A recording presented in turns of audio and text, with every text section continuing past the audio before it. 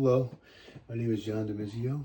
I'm a student at Grand Canyon University, and today we're going to walk through the strategic coordination of the IEP process. For special educators and stakeholders, this is more than a legal requirement.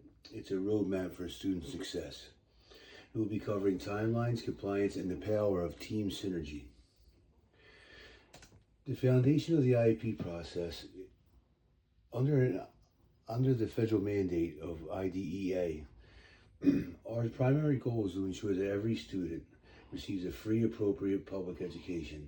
Whether we are conducting an initial, annual, or reevaluation meeting, the core purpose is the same: provide individualized instruction that evolves alongside students' needs. Meetings are categorized by purpose: initial for eligibility, annual for updates, and reevaluation every 3 years. Critical preparation timelines. These timelines are the backbone of compliance. Once a reevaluation report is completed, the clock starts. IEP must be finalized within 30 days. To ensure everyone is at the table, we send the invitation to participate early. Keep in mind that if a parent cannot attend after multiple documented attempts, the IEP initiates 11 days after the last notice to ensure no lapse in service. Compliance, hinges on a 30-day window following the re-eval completion to prevent a lapse in specialized services. Documentation and contact protocols. We follow the 3 attempt rule, meaning we must show 3 good faith efforts to contact parents across different modules. Remember, in special education, if you do not store it in the contact log, it does not happen. You have to make sure that you take notes and that everyone can see them. That way they're accounted for. Like I said, if it's not documented, it did not happen. And documentation really protects the rights of the student and the district's compliance. Okay, the IEP team is a collaborative effort. A successful IEP team has parents that provide a vital history of the student. They have special educators that bring expertise in modifications, general educators that link us to grade level standards, and our LEA representatives.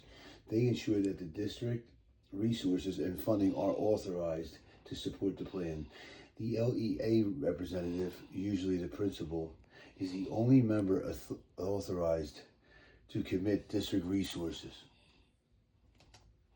As students get older, they become the most important part of the team, advocating for their own goals. We also involve specialists like SLPs or occupational therapists who contribute specific data to ensure the whole child is supported. Alrighty. Empowering the parent's voice.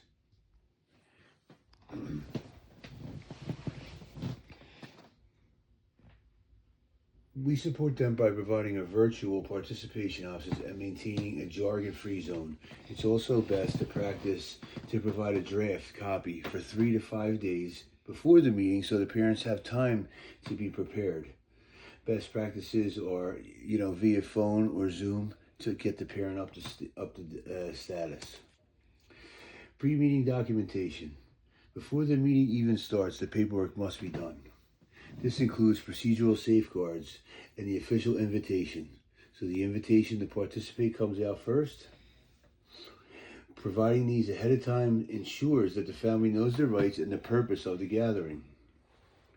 Then you have your prior written notice. It summarizes what the school proposes, procedural safeguards, which empowers the families and explains their rights under the IDEA, and then consent forms, which means that legal authorization for evaluations or service placements are signed by all involved. The PWN serves as a legal summary of what the school is proposing or refusing to do. Evidence-based IEP components. We don't guess, we assess. Okay? So, this data allows us to set accurate baselines like STAR scores or functional indicators like behavioral logs or work samples. Data must include both academic achievement and functional performance with the PLAAFP. Okay? Now, translating this data into dialogue is very important.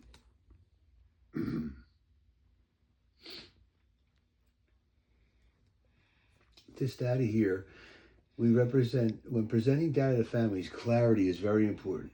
I recommend using progress graphs and trend lines rather than just lists of numbers.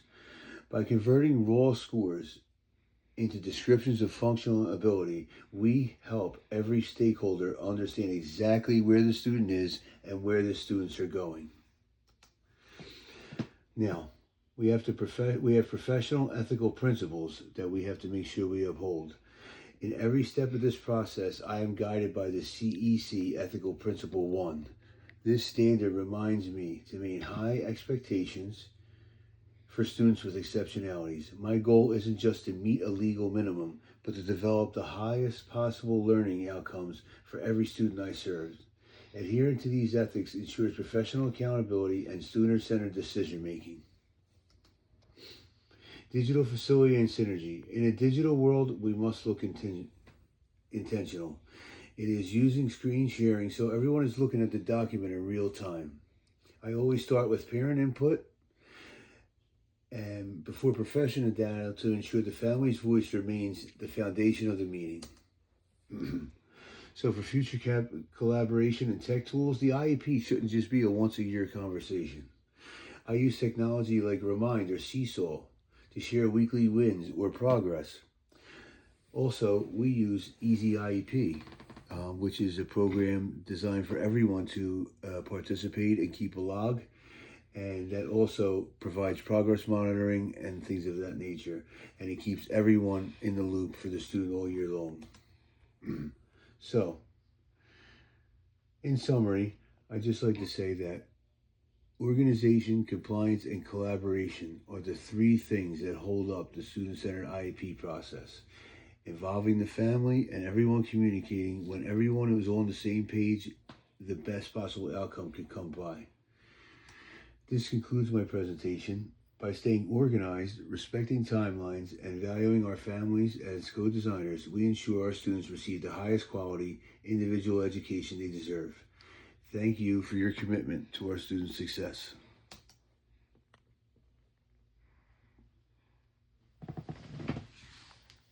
Done.